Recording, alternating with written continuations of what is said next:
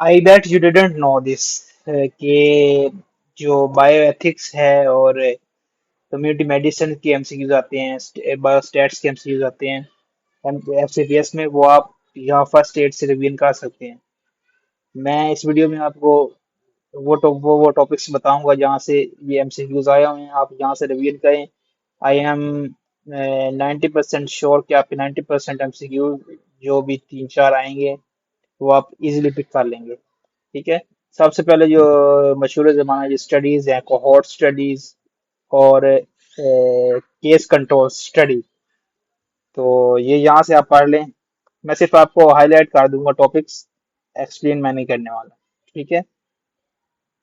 इसी तरह ये काफी एमसीक्यूज आए हुए हैं odds रेशो के बारे में, रिलेटिव रिस्क के बारे में, और बाज़ औक़ात कुछ एमसीक्यूज में इसका तो फार्मूला भी पूछा हुआ है। तो ठीक है, ये फार्मूला दिया हुआ है, निमोनिक भी दिया हुआ है कैसे याद रखना है, odds रेशो किस में किस स्टडी में यूज होगा, रिलेटिव रिस्क किस स्टडी में यूज होगा, ये आपको पता होना चाहिए। ठीक है। इसके बाद ये भी एक एमसीक्यूज आया हुआ है। ठीक है, ये सारे मैंने एमसीक्यूज मार्क किए हुए हैं, जो मैंने पास पेपर्स देखे हैं उसमें से ये आए हुए हैं। ठीक है। Probability of survival over time, ये जो है कर्व जो है क्या शो करती है, probability of survival over time. देखिए ये यहाँ से उन्होंने एमसीक्यूज उठा के दी है। ठीक है। इसी तरह सेंसिटिविटी क्या है, स्पेसिफिसिटी क्या है, इस पे एमसीक्यूज आए हुए हैं, ये आप पढ़ लें। नेक्स्ट चलते हैं इंसिडेंट्स और प्रेवलेंस, ये बहुत ही इंपॉर्टेंट टॉपिक्स हैं, इस पे काफी एमसीक्यूज आए हुए हैं। ठीक है। इंसिडेंस क्या है, प्रेवलेंस क्या है, और क्रोनिक डिसीज की इंसिडेंस प्रेवलेंस इंसिडेंस से ज्यादा होती है। ठीक है। ये कुछ चीजें हैं जो आपको पता होनी चाहिए। ये टॉपिक हो गया। इसके बाद मुख्तलिफ बायस आ जाते हैं, सिलेक्शन बायस आ गया, एट्रिशन बायस आ गया, ये भी एमसीक्यूज आया हुआ है। रिकॉल बायस आ गया, मेजरमेंट बायस आ गया, प्रोसीजर बायस आ गया। ठीक है। ये बायस आप यहाँ से पढ़ सकते हैं।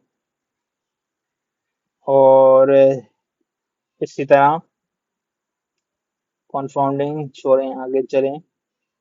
यहाँ से काफी एमसीक्यूज आए हैं स्टैटिक्स से। ठीक है। मेजर ऑफ सेंट्रल टेंडेंसी क्या है, मीन, मीडियन, मोड। ठीक है। Most affected by outliers, extreme value से ज्यादा सबसे ज्यादा कौन इफेक्ट होता है, मीन होता है। ठीक है। मेजर ऑफ डिस्पर्शन क्या है, स्टैंडर्ड डेविएशन है। ठीक है। स्टैंडर्ड डेविएशन किस पे डिपेंड करती है, वेरिएंस पे। ठीक है। स्टैंडर्ड एरर क्या हो गया, स्टैंडर्ड एरर का दिया हुआ है। ठीक है। नॉर्मल डिस्ट्रीब्यूशन क्या है, ये नॉर्मल डिस्ट्रीब्यूशन हो गई। ठीक है। और स्क्यूड डाटा क्या है, स्क्यूड डाटा के बारे में है। इसके अलावा ये भी एमसीक्यूज बने हुए हैं कि फर्स्ट वन स्टैंडर्ड डेविएशन में कितने परसेंट पॉपुलेशन आ जाएगी, और ये सेकंड स्टैंडर्ड डेविएशन में कितने परसेंट आ जाएगी, थर्ड में कितने परसेंट आ जाएगी, ये भी एमसीक्यूज आया हुआ है। ठीक है। Positive skew, negative skew. ठीक है, ये आया हुआ है। इसके बाद जो मोस्ट इम्पोर्टेंट जो टॉपिक पूछा गया है वो नल हाइपोथेसिस के बारे में है। नल हाइपोथेसिस और पी की वैल्यू। ठीक है।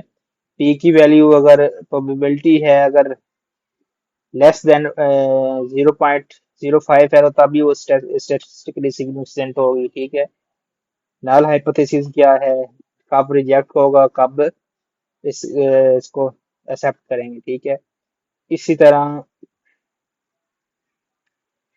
ये टाइप्स ऑफ एरर आए हुए हैं, type 1 error, type 2 error.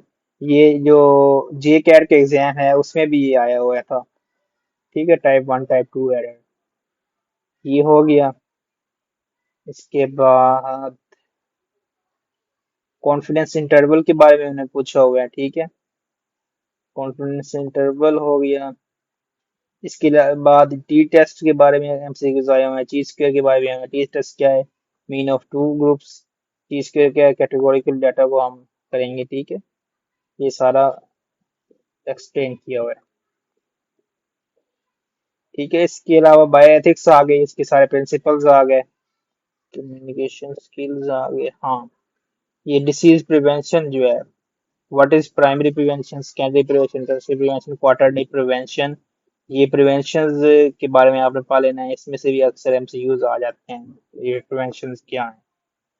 That's all for quick health MCQs for FCPS.